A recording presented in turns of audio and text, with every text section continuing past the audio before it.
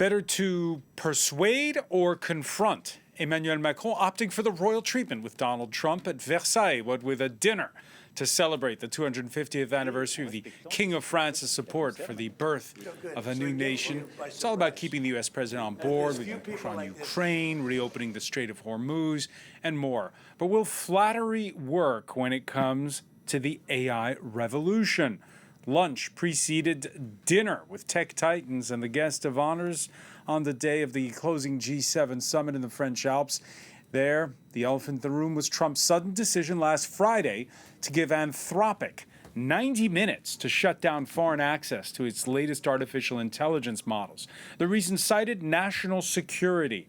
How exposed are both governments and major corporations like French banking giant BNP Paribas, which recently announced it was partnering with Anthropic for its cybersecurity needs?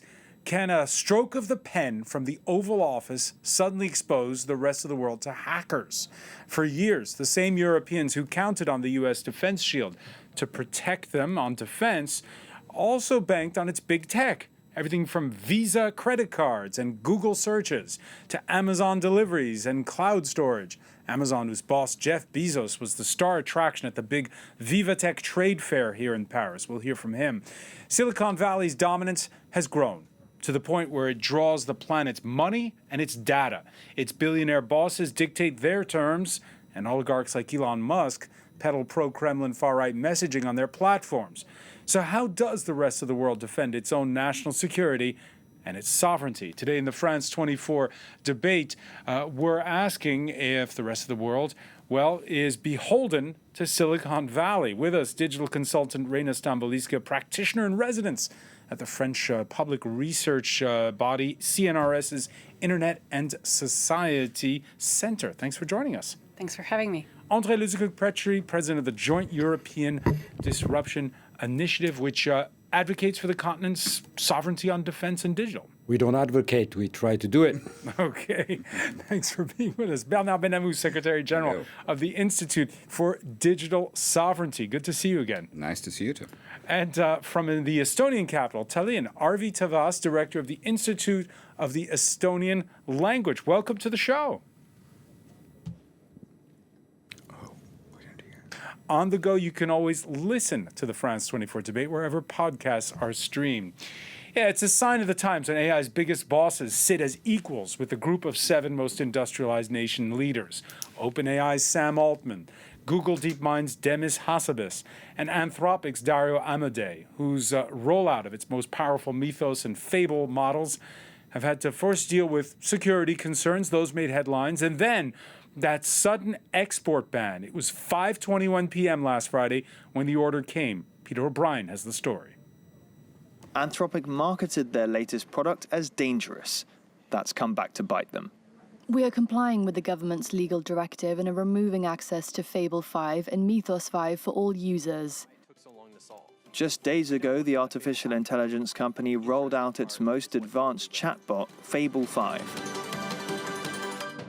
It's meant to be a safer version of Mythos, an AI model it withheld from general release, claiming it posed significant cybersecurity risks. In recent weeks, Anthropic has insisted on more industry oversight, even enlisting the support of the Pope, and floated the option to pause advanced AI development. Right now, it's like the AI industry has a gas pedal, but it doesn't have a brake pedal in the car. And what we're saying is we want to do some of the work required to build that brake pedal so we in the world have an option. Now the US government has ordered Anthropic to suspend access to Fable and Mythos for foreigners, citing national security concerns. As a result, it's been abruptly disabled for everyone. It escalates a dispute with the Trump administration, which began when Anthropic insisted its tech should not be used for lethal autonomous weapons. Anthropic is run by an ideological lunatic who shouldn't have But that's not my question. My question is AI decision-making writ large. over what we do. It's also an escalation in American efforts to stop China from accessing advanced AI and catching up in the race to control the all-important technology. Bernard Benamou, what's this all about? Why did we have suddenly this ban? It's been a long time since the Trump administration didn't want Anthropic to evangelize or to disrupt its own ecosystem with leftist thinking about not mass surveillance for the Americans, not AI, autonomous tools, and especially weapons. So it's what we just heard about Hexet saying that Dario Amodei is a lunatic, made the possibility for a backlash. And we are now seeing a backlash from the administration sanctioning that company. And indeed, there are risks for banks, you mentioned it earlier.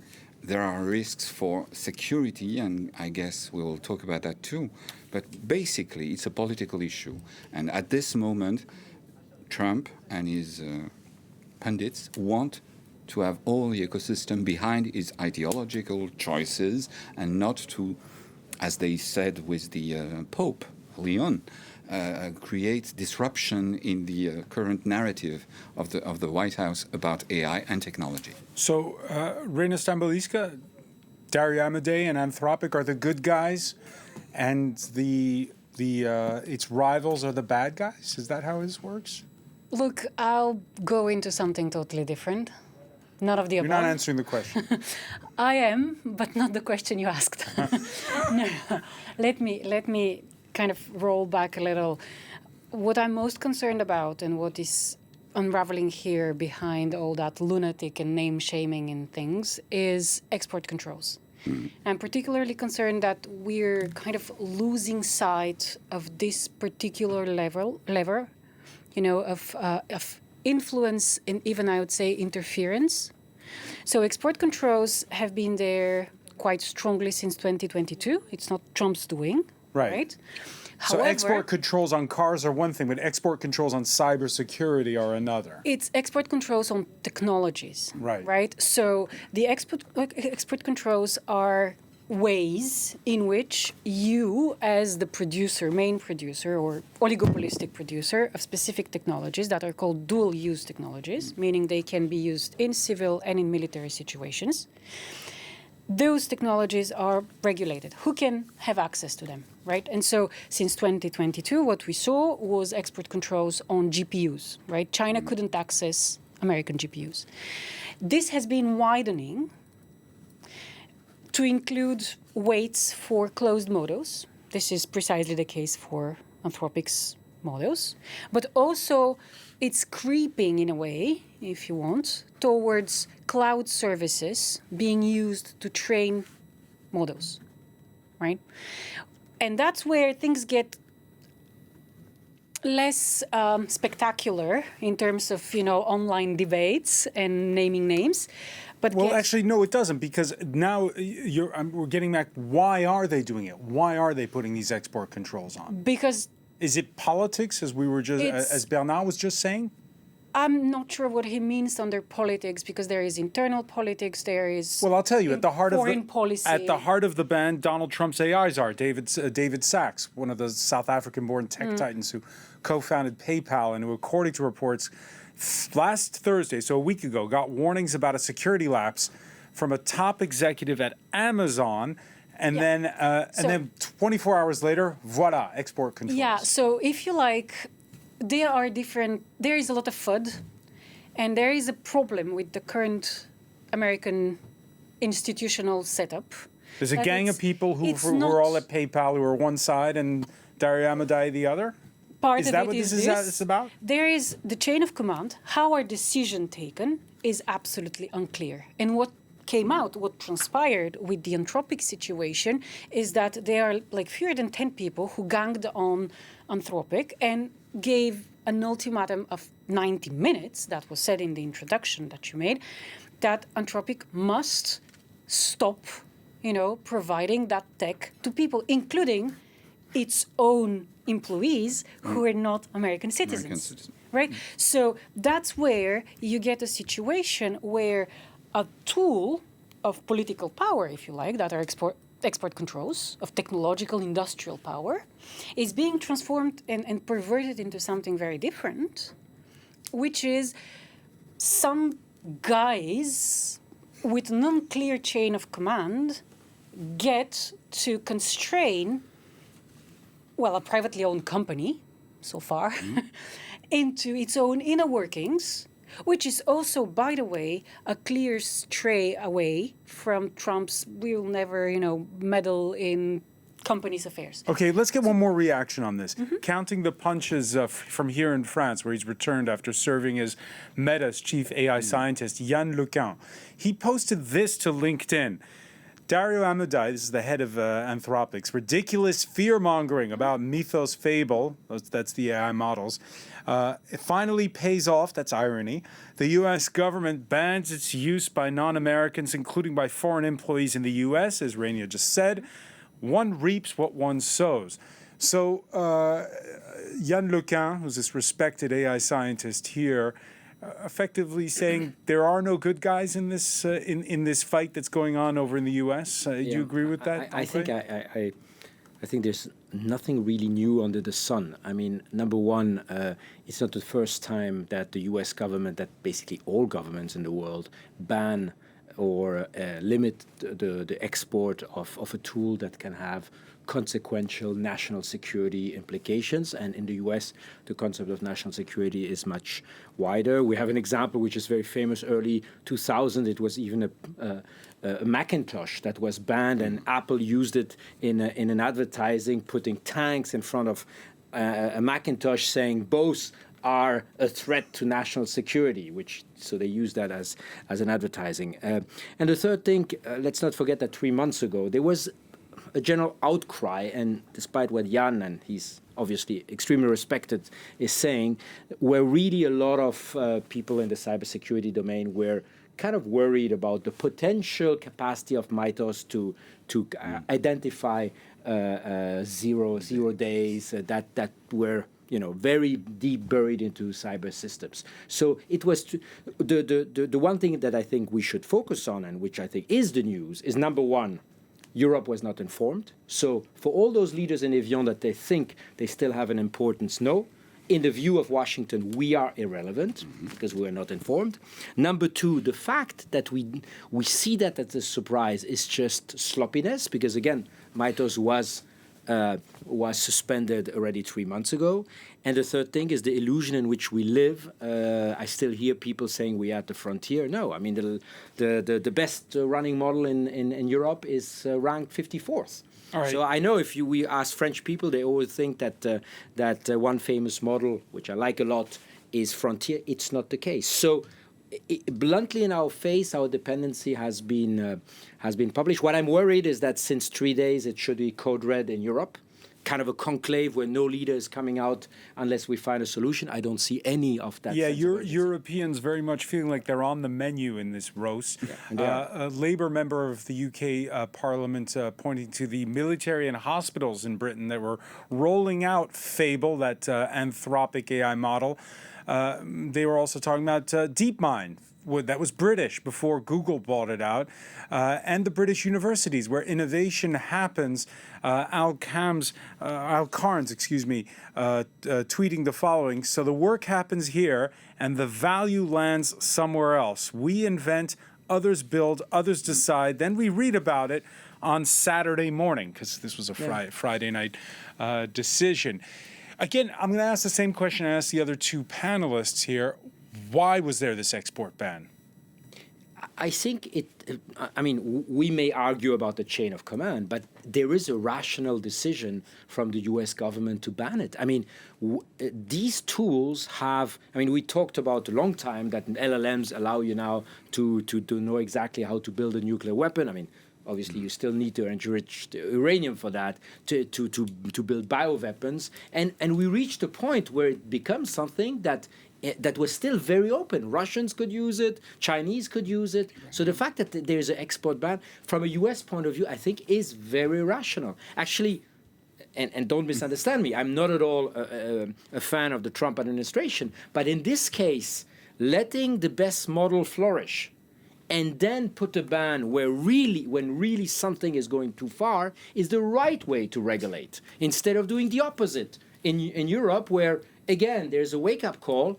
We keep pushing on the snooze button, but nothing happens. I can see that Rainia's shaking her head, but let's go to Arvi, because the poor man is by video link.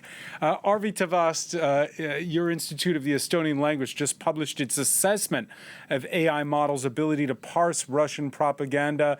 You did this survey, very extensive, from the blatant to the insidious. And this is something that André was just talking about. Anthropic models rule 7 of the top 10 spots in efficiency. We see that on that model, the top French one, well, it's 47th. That's one of the Mistral models. China's Alibaba, by the way, got the only one that's not American in the top 10. In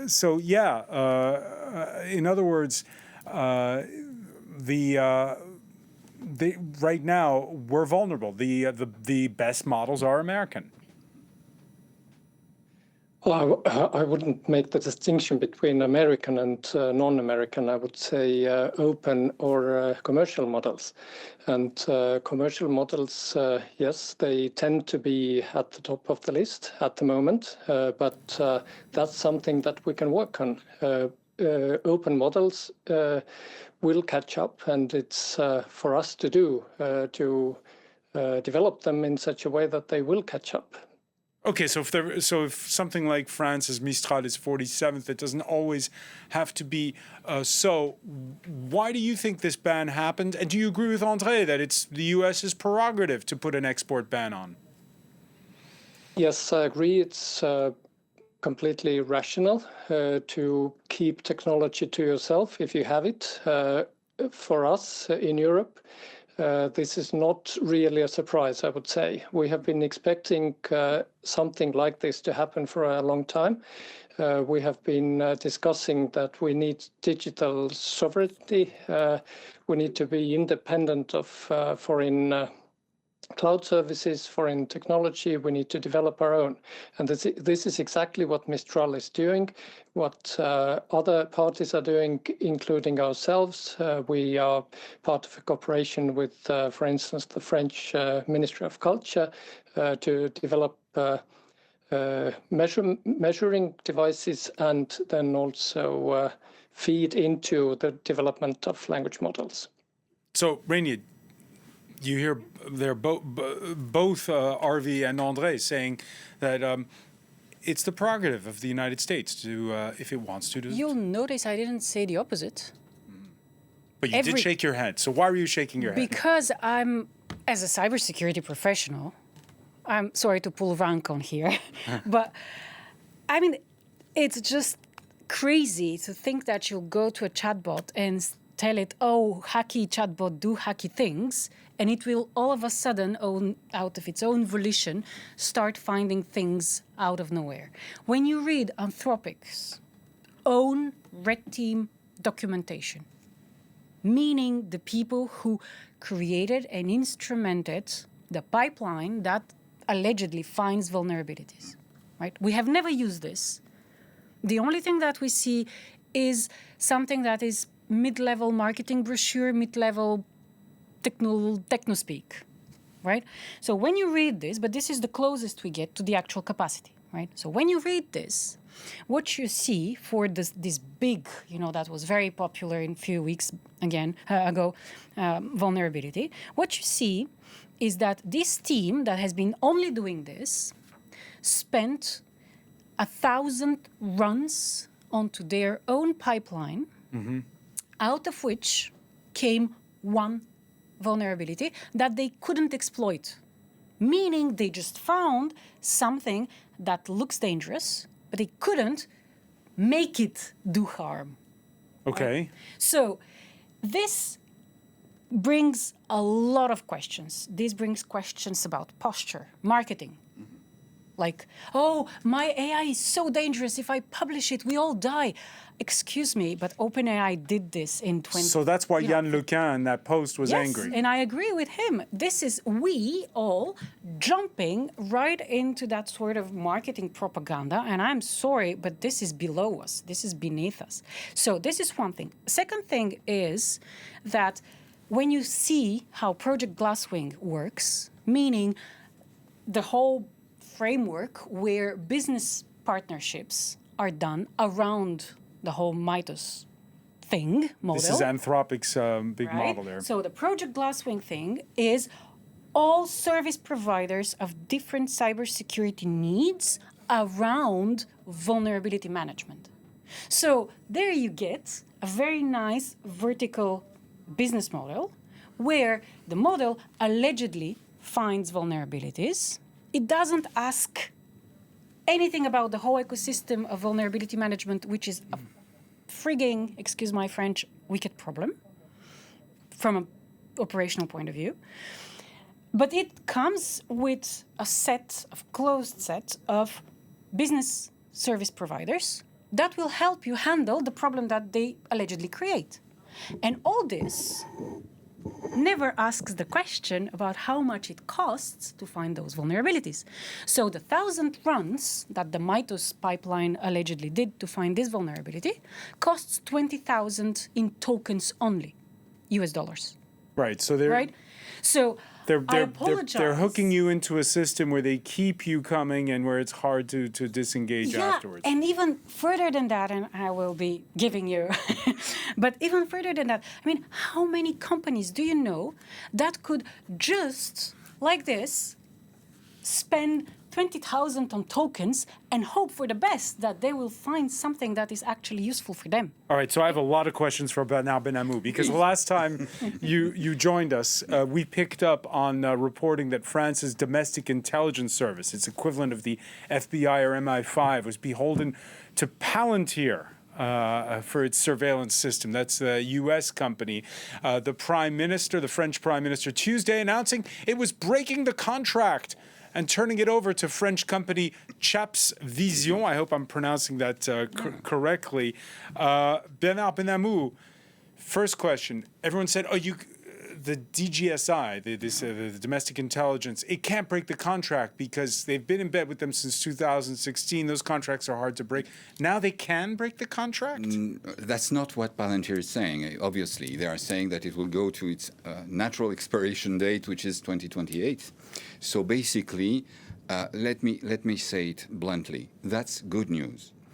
Good news that... But is the Prime Minister embellishing when he says we're going to... No. He's talking about breaking the contract, not getting a new tender when it finishes. Even DGSI was saying that they will need time to adjust to the new system.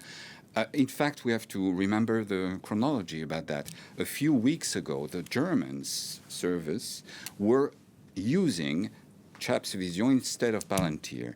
So in a way, for France and France DGSI, not using a French tool when the Germans are using it is something politically difficult. And from what I heard from insiders, it's obvious that if the German didn't announce that they were using a French company, Palantir would still be in use at this time. So in a way, it was a political decision. I'm sorry to talk about politics, but sometimes it's necessary, and it's a good one because we've been dependent, relying on that solution for 10 years. If it was at some point, at the very beginning, useful for just after the bombings and the assassinations spree in 2015, indeed, now, 10 years later, not having a European company dealing with those issues was simply politically impossible to justify.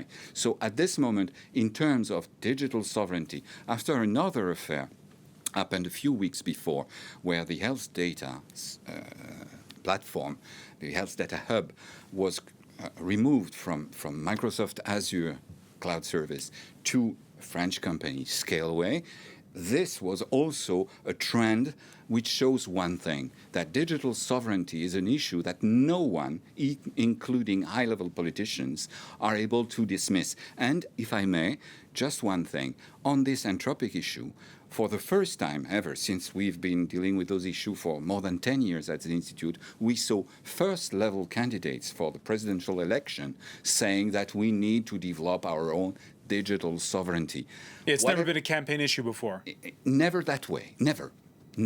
And we have seen politicians talking about that, but not high-level people putting that in programs. And that's why we are tracking and helping and talking with those dealing with the programs of candidates in the Institute, because it's the first election ever where it's so high on the agenda. And do you agree, just to finish on this point, Please. with Reina, that part of what Anthropic is selling is hype, that It's fear. It's fear.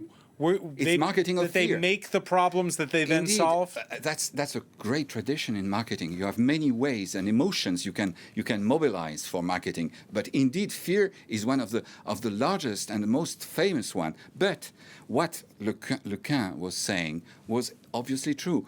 In a way, I think it's not enough because, with all due respect, with Yann Lequin, who is a huge person in AI, he's not a political guy, and he's not a politically minded person. Indeed, the administration didn't accept the fact that Peter Exet has been rebuffed by the same company Dario Amodei is leading, saying, we don't want this, we don't want that. And that's why he was called a lunatic by that guy. And even more, we talked about the Pope encyclical a few days ago. It was co-redacted with the co-founder of Anthropic, not Dario Amodei himself, but his co-founder. So in a way, that's a kernel of resistance that the Trump administration doesn't want at all. And in a way, there are technical issues, technological issues, but there are also obviously political grandstanding. Should AI giants have a seat at the table at a G7, sitting alongside as equals almost to the world leaders? Should they be co-writing papal encyclicals? Well, I would say they are, and they have today much more power. And I think the situation with the U.S. it's very paradoxical with Anthropic, because let me remind, we talked about Palantir and Claude, and Anthropic.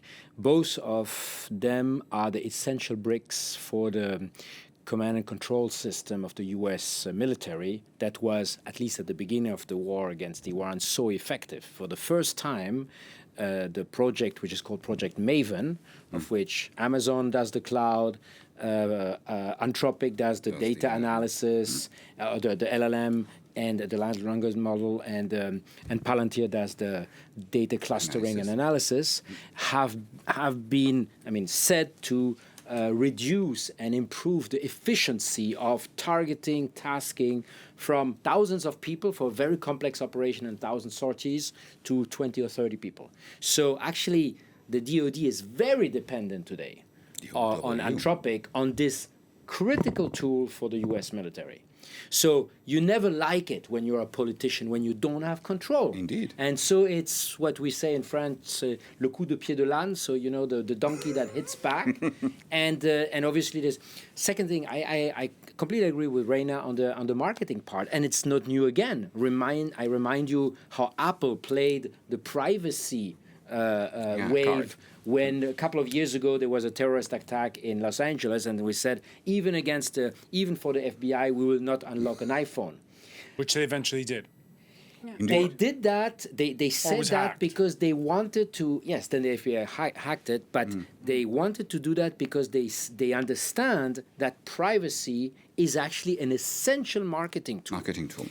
But they actually do privacy. I'm sorry, but technically they do it. Yeah, but and Celebrite, which is a commercially available interception company, software selling company. Well, I don't want to go into the data. This debate is complicated because I remind you also that Apple did not close down its iCloud system in China. That's they a actually different left topic. it. Well, no, so they are very pro-privacy in the West, but in flexible. China they are very flexible. But I want to say back. Different topic. I think yes, there is a bit of marketing, but I would still give a bit of benefit of the doubt to Anthropic, which understands that long term. It's a bit like Warren Buffett when he says we need to be taxed more. It's not because suddenly he's a philanthropist, but he understands that the system is at risk if the imbalances are too great. If you go too far. Right. And I think on that one, we need to give a bit of credit to that. So, Arvi Tavast, are you amused listening to a panel here in Paris saying that presidential candidates are finally talking about cybersecurity? Let's remind people that your country shares a border with Russia. You know all about the cyber risks, and your thoughts on how the rest of the European Union, on the eve, by the way, of an EU summit, is awakening to this problem? We're very happy to see Europe awakening because indeed our history is slightly different. We still have people who have experienced the Soviet Union firsthand, and this was not a nice experience. We don't want to repeat that. So we take security, especially our relations with Russia, very seriously. And that's also part of why we concentrated on the Russian threat in our assessment of propaganda robustness of those language models. We looked at narratives that the Russian government is spreading and tested how well do language models cope with them. Will they go along with the user, asking help with those narratives, or will they try to rebut those false premises that are in those narratives? Okay, so let me ask you a question here.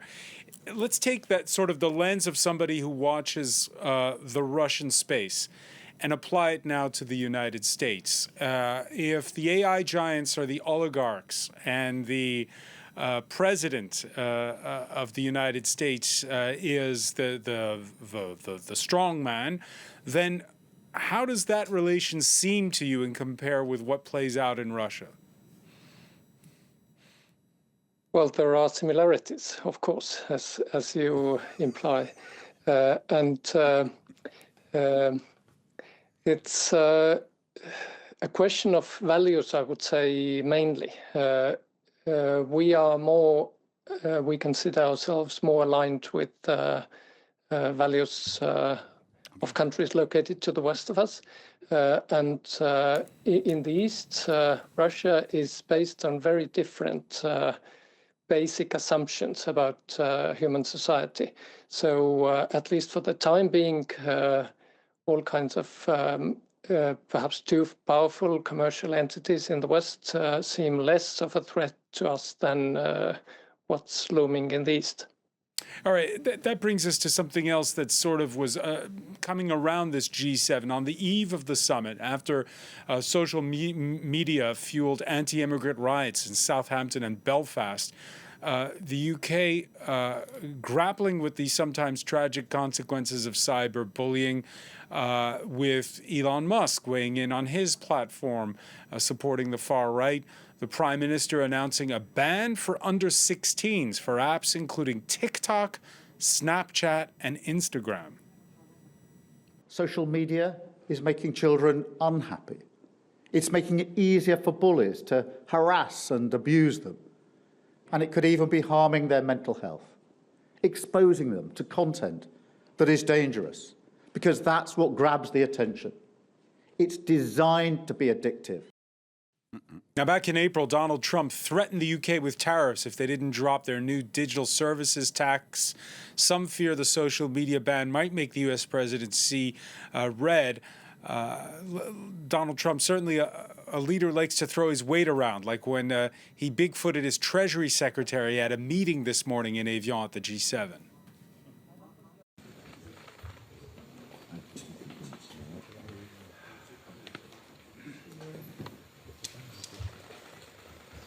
Hello, I'm the boss. How are you?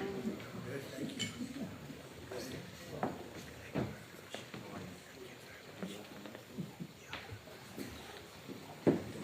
Okay. All right, so you saw that little tap on the shoulder of Keir Starmer there, Reina Stambolica. So let me ask you, because you just heard Arvi talk about values. Mm-hmm. What are your thoughts? Because again, in this battle, there's commercial interests. Are there also values? Of course there are. I mean, earlier you said sorry to bringing politics into this. I'm not sorry. Tech is profoundly political. It's the thing is that we tend to be too often drawn to shiny new things, glitter and such, and forget what we have built in Europe. We have built the only place in the world where 27, well, rejoin guys to make us 28, but 27 different countries come together and work together to create a better tomorrow for everyone. Us, our kids, and so on and so forth.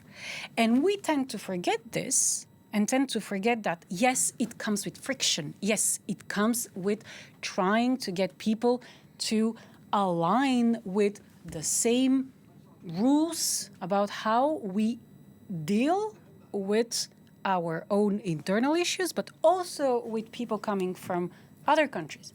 So when we are in a situation where in the US you have this Anthropic thing happening, which is telling precisely because there is a complete absence of rule, of respect of the rules that exist, and you cannot oppose this. On the other hand, we in Europe, we have rules that come from our democratic values, and everyone is like, oh, but the regulation kills innovation, oh, that's bad. Come on, I mean, to me, my business being stopped from operating, or something that brings me a lot of money being stopped from operating from some guy in some presidential palace, this is a clear threat, strategic threat.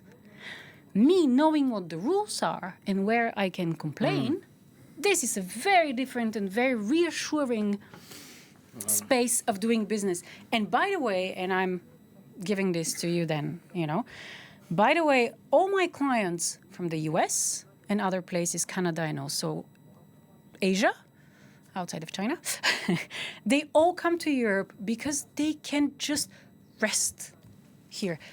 The framework is clear. What is needed is clear. They can rest, as you say, Bernard Benamou, With a big market. until you get a tariff, right? Until you get a tariff. That's doing what a digital Europe's doing. services the tax. infrastructure on which your business are built is cut off. That's what we call kill switch, and that kind of kill switch. Is that what happened last Friday? In a way, it is. Indeed, and that's what happened to the judge at the penal court, criminal court, was cut from all American services, including Visa and Master, and so on. Basically, we sanction for prosecuting case against Israel at the International Court. That's one example, and there are many other examples of kill switch being in action by the US. What I'm saying is, at this moment, what we discover is that if I fully agree on the fact that Europe has a core system of values that we have to cherish and defend, at this time there is a value that Europe didn't develop, and it's a pure historical mistake at this point of time. It's the value of power. At this moment, power is not, and there is a fantastic article by the head of Sciences Po, Louis Vassy, who made an article in the Grand Continent, sorry for the French, about the need to think about power. And at this time, we have to decide if we want to be a power, or if we want to quote what you said earlier, if we are not at the table, we are at the menu. If we want to be at the menu of three different empires, China, Russia, and the US, for the future, or if we want to decide for ourselves. That's purely, I fully agree on the fact those technologies are politics. Or like Kate Crawford, a famous researcher, said once, AI is politics by other means. And at this, like, Clausewitz, the war is politics by other means. Basically, if we want to act, we have to act collectively as a power, not purely defensive, as we have been doing for the last 20 years when it comes to technology. We have to be on the attacking force. Again, we're on the eve, André Lezecoq-Petry, of this EU summit. We've just come out of this G7 where there were those tech leaders present, front and center, including Dario Amodei of Anthropic. What message would you send to Arvi Tavast in Estonia regarding, the defense of values and the defense of power as put forth by Bernard? Well, I think we can always ride the high ground on saying values are important. I mean, everybody can only agree with what you just said. The challenge we have is we need more Estonians, we need more Poles, we need more Ukrainians, because you need to find this conjunction between values and the capacity to exert them. Secondly, the pressure that Russia exerting on the eastern flank is removing all illusion. When I hear, yes, of course, there's a total there's an arbitrary part happening right now in the US, which is never seen. But don't I mean, it's only people who don't know in detail how Europe works that can tell me that there is any kind of predictability when you look at the AI Act, the Cloud Act, the Data Act, it's all these regulations are pushed by rapporteurs who want their name at the European Parliament. They are contradicting themselves. The GDPR, it's not me saying it. This totem in Europe, there is a court of auditors of the EU saying that it actually had the effect of privileging the large organizations that can allow them to have. So I think we still live in this illusion that our acts in Brussels have any kind of effect. The most toxic book that has ever been published is the so-called Brussels effect. The author was invited. I happen to know her. She's a very good friend, but I distinguish the friend and the content. She was invited by all commissioners because they love to hear that they have power. Sorry to say, what we will hear during this council, we will hear Madame van der Leyen saying, we will deliver on tech sovereignty. I remind, we sent 0.2% of the tons in orbit last year, the Europeans. We have 1% market share as the biggest cloud provider.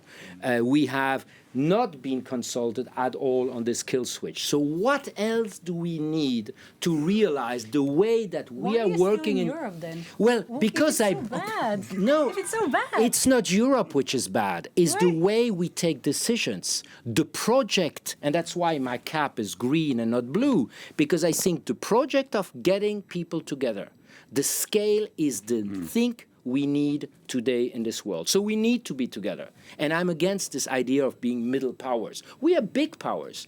But today, if we unite, we should be better than everybody else with 27 point of views. On that one, I agree. But today, our way of taking decisions, it's always the wrong compromise, is the lack of the... It is simply not complete... true. Well, I'm sorry, the results show that we are irrelevant. We are not seeing the same reality, I think.